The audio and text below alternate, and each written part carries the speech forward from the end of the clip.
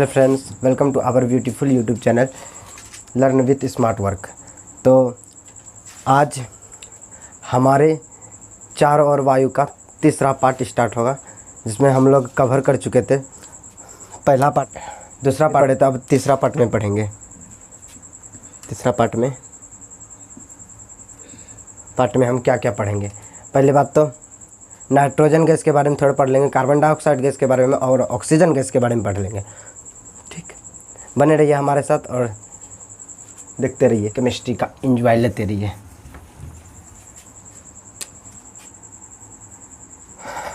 ठीक, तो वायु की रचना बात कर रहे हैं। वायु की रचना 18वीं सदी में जब वायु का खोज हुआ था, मतलब जाना था, एयर सोच रहा था एक ही चीज़ है, क्या एयर एक तत्व है, बस खेल ख़त्म है। बट हम लोग को अब क्या पता चला है, थोड़ा और डिजिटल होने के कारण क्या हुआ, एयर एक में नहीं, एयर में मिक्सिंग गैस होता है। बताए थे नाइट्रोजन, ऑक्सीजन और क्या होता है, carbon dioxide and water vapour, और क्या होता है, डस्ट एंड क्या होता है, बस बात गजब है। पहली 18वीं सदी में तो पता चला था कि एयर है, एक तत्व है, एलिमेंट से कुछ नहीं। लेकिन थोड़ा और डिजिटल होने के कारण एयर का पता चला कि ना, एयर जो है बहुत गैसों से मिलकर बनी होती है। कौन कौन, nitrogen, oxygen, carbon dioxide, water vapour और dust, smoke dust. Water vapour का मतलब होता है जल वाष्प, जल वाष्प और डस्ट का मतलब धूलकण, स्मोक धुआं। ठीक, क्या क्या, नाइट्रोजन, ऑक्सीजन, कार्बन डाइऑक्साइड, जल वाष्प यानी कि वाटर वेपर, डस्ट धूलकण एंड स्मोक इसमें धुआं, ये सब से मिलकर बना है एयर। ठीक, चलते हैं अब ये बात करते हैं हम थोड़ा सा। एयर में नाइट्रोजन कितना परसेंट है, 58%। पहली बात ये, ऑक्सीजन कितनी है, 21%।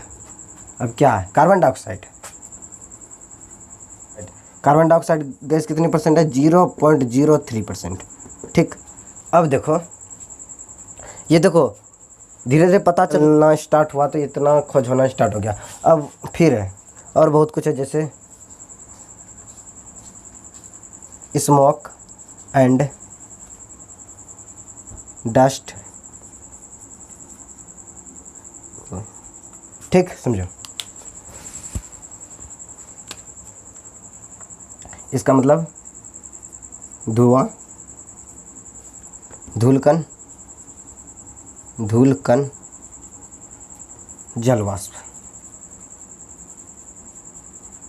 वाटर वेपर का मतलब जल वाष्प होता है, ये पूरे का मतलब जल वाष्प। ठीक, अब देखो ये धुआं, धूलकण, जल वाष्प तीनों कितना परसेंट में आ जाएगा, सब 0.9% में। ठीक, ये हुआ वायु की रचना, ऐसे हुआ। अब चलते हैं नाइट्रोजन के बारे में थोड़ा पढ़ेंगे। अब चलते हैं अगले टॉपिक, यानी नाइट्रोजन के बारे में थोड़ा डिटेल समझते हैं। नाइट्रोजन एक एलिमेंट है, ये अक्रिय गैस है। नाइट्रोजन क्या है, अक्रिय गैस। ज़्यादा हम इसमें डिटेल नहीं जाएंगे, क्योंकि हमारे जितना सिलेबस में रहेगा उतना ही पढ़ेंगे अब। ओके, नाइट्रोजन अक्रिय गैस होता है। सबसे सिंपल बात हम यही बोलेंगे, नाइट्रोजन जो है एयर का एरिया कितना घेर लिया है, 78% तो घेर लिया। इसका मतलब 4/5 भाग यानी पार्ट को बांट दिया है। यानी कि हम ये कह सकते हैं एयर का 4/5वां भाग नाइट्रोजन का है, ऐसे लिख सकते हैं। यानी कि वायु 4/5 भाग घेरती है, समझा। कौन, नाइट्रोजन, लिख दो नाइट्रोजन। ठीक, समझ गए। और नाइट्रोजन के बारे में बहुत चर्चा नहीं करेंगे, क्योंकि ये हमारे सिलेबस से ही बाहर हो जाएगा। थोड़ा थोड़ा ऑक्सीजन के बारे में लेते हैं। चलो हमारे अब भैया जी ऑक्सीजन के बारे में। अब एलिमेंट, एक्टिव एलिमेंट पढ़ना समझना ये बाद में। अब सिंपल एक्टिव एलिमेंट समझो। एक्टिव एलिमेंट है कैसे, यानी कि यहाँ लिखते हैं सक्रिय, सक्रिय सक्रिय सक्रिय तत्व, ये भी लिख सकते हैं सक्रिय तत्व। एक्टिव एलिमेंट सक्रिय तत्व कैसे कैसे, क्योंकि देखो ऑक्सीजन का इस्तेमाल ये सबसे क्रिया करने लगता है। कहीं तो कभी आयरन से कर लेगा, लोहा से आयरन से कर लेगा, कहीं ये आग के साथ करता है, आग के साथ करता है, कभी हमारे बॉडी में काम करता है। जीवन इस पे चलता है, ऑक्सीजन पे अधिकतर चीज़ से रिएक्ट करने लगता है। ठीक, और किससे रिएक्ट नहीं करता ये बहुत बड़ा सिलेबस है, उससे आगे पढ़ेंगे हम। ऑक्सीजन एक रिएक्ट करने वाले एलिमेंट है, यानी कि सक्रिय तत्व है। चलो थोड़ा देखते हैं ये। ऑक्सीजन अगर नहीं रहेगी तो आग नहीं लगेगी, क्योंकि आग को जलाने के लिए ही ऑक्सीजन चाहिए। अब सोचो कि आग के लिए important, very important oxygen for fire. ठीक, आग लगाने के लिए वायु का इतना ज़रूरी है, जैसे कि मानो कि मार्कर के बिना स्याही अधूरी है, कुछ भी, चलो एनीथिंग। अब क्या हम पढ़े थे ऑक्सीजन के बारे में, रिएक्ट करता आग के साथ। अब सोचो हम विश्वास कैसे करें कि ऑक्सीजन जला रही है। पहली बात, एक मोमबत्ती जल रही है, जैसे एक मोमबत्ती जल रही है, एक शीशा का कांच का गिलास लाते हैं, यहाँ पे पूरा ढक देते हैं, कहीं से हवा नहीं जाना चाहिए।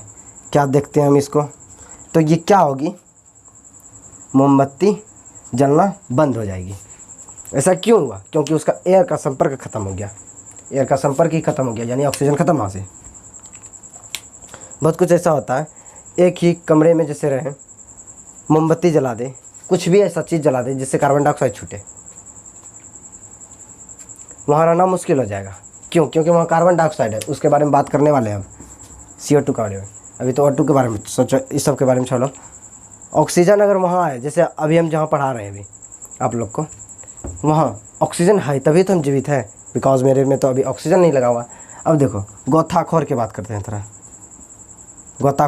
गोताखोर किसको कहते हैं, जो जल के अंदर चलता है। वो क्या करता है, ऑक्सीजन का सिलेंडर कंधे में लटका लेता है, वो चलता है तब ऑक्सीजन। और पता है जब हम ऊंचाई पे चढ़ते हैं तो ऑक्सीजन की कमी होने लगती है, ऑक्सीजन की कमी होने लगती है, जिसके कारण हमारे सांस फूलने लगते हैं। सांस लेने के लिए हम स्पीड बढ़ाते हैं खुद को, यानी कि ऊंचाई पे चढ़ने पर ऑक्सीजन लेवल गिरता है सर। ठीक, कार्बन डाइऑक्साइड, ठीक, कार्बन डाइऑक्साइड गैस। तो कार्बन डाइऑक्साइड गैस ये होता है, सोचो कि O2 का विपरीत है CO2। अगर आग जल रहा है, आग जलने के लिए ऑक्सीजन की आवश्यकता है, जितना ऑक्सीजन की आवश्यकता है उससे भी ज़्यादा CO2 अगर जल रहा है, उससे जो बचा CO2 carbon dioxide.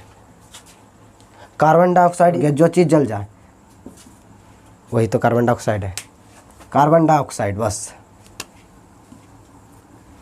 Important, carbon dioxide. अगर कोई मोमबत्ती को जला दिया जाए, ऐसा चीज़ जिससे मतलब रोशनी करे, लाइट करे, और थोड़ा उससे धुआं भी निकले, धुआं भी CO2 के कार्बन डाइऑक्साइड है, धुआं निकले तो बहुत सांस लेने में इतनी दिक्कत हो जाएगी कि वहाँ ऑक्सीजन है ही ना हो, वहाँ से CO2 ख़त्म ही करना आवश्यक है, O2 लाना। ठीक, इतना CO2 के बारे में भी कंप्लीट हो गया, कार्बन डाइऑक्साइड भी ख़त्म। तो अब कल इसी चैप्टर का नेक्स्ट टॉपिक पढ़ेंगे। अभी तो ऑक्सीजन, नाइट्रोजन, कार्बन डाइऑक्साइड और वायु के बारे में फिर से क्या बात होती है, यही जानने की कोशिश करेंगे। और इस वीडियो को अगर नया आए हैं तो पहले वीडियो का लिंक, दूसरे वीडियो का लिंक भी इस डिस्क्रिप्शन बॉक्स में मिल जाएगा, जाके वहाँ से चेक कर लें और सब्सक्राइब करें और चैनल को भी शेयर करें हमारे दोस्तों के साथ। और कल मिलेंगे इसी टाइम पे।